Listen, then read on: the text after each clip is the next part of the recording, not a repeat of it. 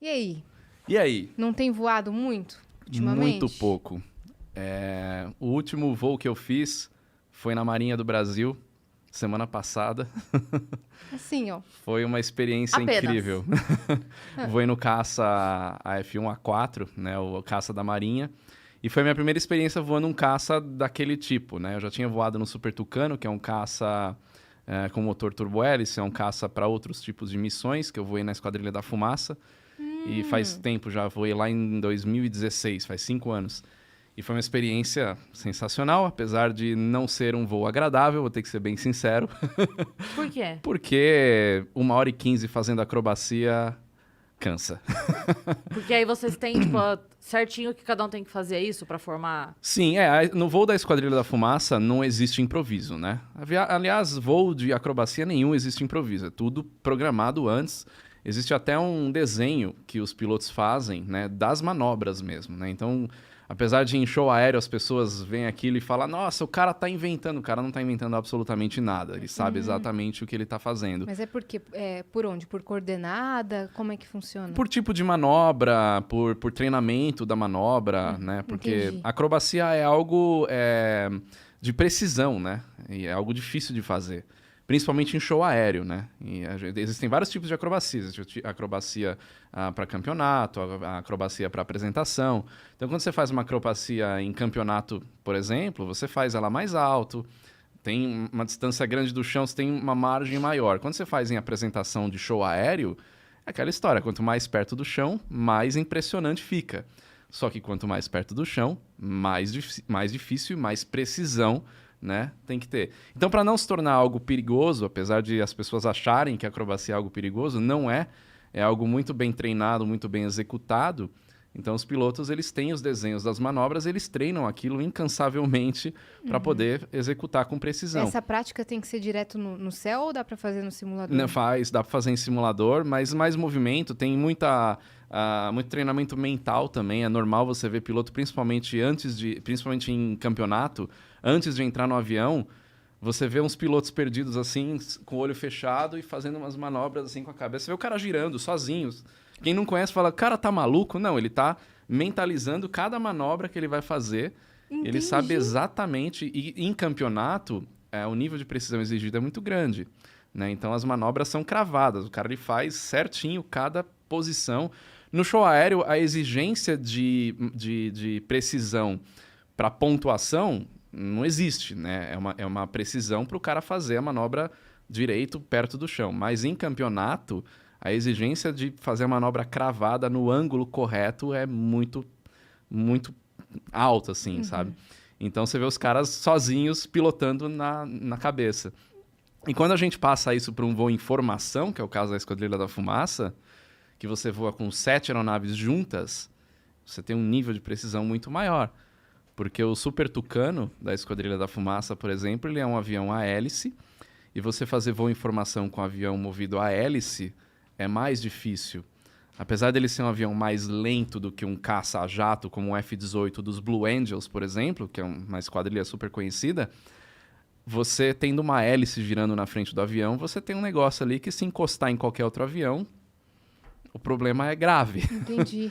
Né? Os Blue Angels, eles têm, claro, são manobras muito rápidas, são manobras muito precisas, muito difíceis de fazer por conta da velocidade, mas você encostar ponta de asa com ponta de asa do avião é possível. Num avião movido a hélice não dá para fazer isso, né? E nesse que você voou? Que é o que eu voei, o da Esquadrilha da Fumaça. Então você Super fica Tucano. É o porque Super Tucano. Bicudo? Não, é o nome. É um avião da Embraer. Ele veio... o primeiro foi o Tucano, que é o T-27, um avião desenvolvido pela Embraer. E depois, uma evolução dele, veio o A-29 Super Tucano, que entrou na Esquadrilha da Fumaça, acho que em 2003, se eu não me engano, eles começaram o treinamento. Não, depois.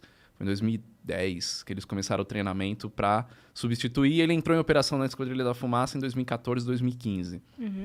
E fazer um voo desse, que a gente chama na aviação, é voar de saco, né? Você vai dentro do avião sem fazer nada, vai de passageiro.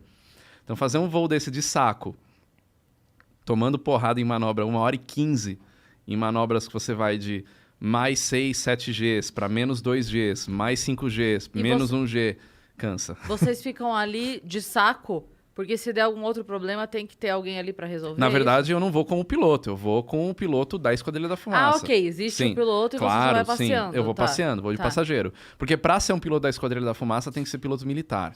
Ah, E aí é um treinamento longo. Os pilotos da Fumaça são os melhores pilotos, né? E eles se inscrevem, fazem todo o treinamento para ir lá e fazer parte da Fumaça. E eles ficam 4 anos como piloto da Esquadrilha da Fumaça. Depois eles saem, ou entra para reserva, ou vai fazer outra coisa dentro da Força Aérea. E aí vai renovando os pilotos da Esquadrilha da Fumaça. Então eu fiz em 2016. Então os pilotos da época que eu fiz já não estão mais lá, já substituíram todos, né?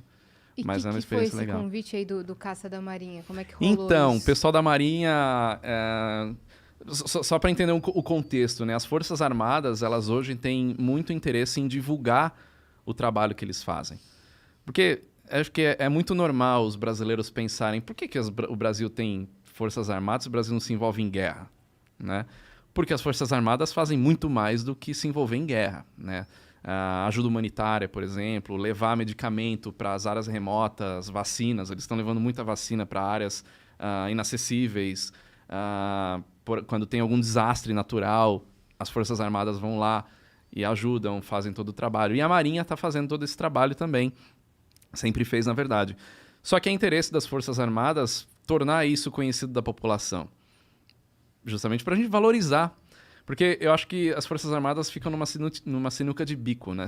Porque ao mesmo tempo que as pessoas não conhecem o trabalho que eles fazem, muita gente critica por não conhecer, muita gente fala que investir nisso é jogar dinheiro fora, mas ao mesmo tempo, muito equipamento sucateado e antigo tá lá porque não tem investimento, e muita gente critica porque não tem equipamento novo atuando nas Forças Armadas. Então você fala, tá, e aí? Investe, não investe? Se investir, reclama. Se não investir, também reclama. E o que se faz? Então, a primeira coisa que eles fazem é um trabalho de divulgação para a população entender o que as Forças Armadas fazem, seja a Força Aérea, a Marinha ou o Exército. E todas elas, as três, têm... A Força Aérea, evidentemente, tem avião. Então, o Exército tem só helicóptero, mas enfim, tem aeronaves, né? Então, o Exército trabalha com helicópteros e a Marinha trabalha com helicópteros e aviões. E aí eles me convidaram, isso foi só para dar um contexto do porquê que eu cheguei lá, né? Ótimo, ótimo. Então eles me convidaram para fazer um voo no caça deles, justamente porque eles estão começando a mostrar mais o trabalho da Marinha para a população. Entendi. Então é importante mostrar que eles têm um caça, uma frota de caças, eles fazem vários trabalhos, e isso é importante, é necessário um investimento nisso. Então... Você foi em algum trabalho eu fui. específico? Quando a gente faz esse tipo de voo, a gente entra num treinamento deles, né? Então, os caras não queimam combustível à toa, porque esses aviões queimam muito combustível. Então, eles não vão simplesmente fazer um voo aleatório sem função, né? Então, no meu caso da Esquadrilha da Fumaça, por exemplo, eu entrei num voo de treinamento. Por isso que foi 1h15. Então, que eu fiz 2 treinamentos com eles, o de bom e mau tempo. Então, não tinha... cansei, quero descer. Não. Você cansou, saquinho de enjoo tá aqui no seu bolso, usa aí e vai até acabar. Não existe a possibilidade. Você enjoou muito? Não, eu não enjoo. Não enjoo. É assim, Já tem que tava aí de puxar. guerra. Tem que puxar muito G pra eu ficar tonto.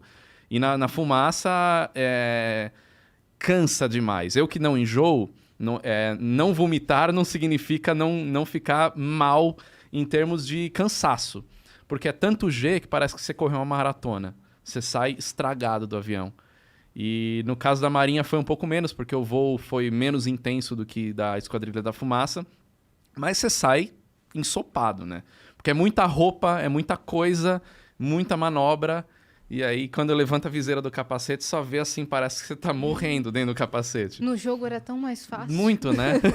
No jogo parecia tão simples. Mas esse é o grande lance do simulador de voo, né? Você não ter as forças atuando. Sim. Então, o Exato. simulador é fácil com relação a isso. Não tem fatores externos, né? Exatamente, pra exatamente. influenciar.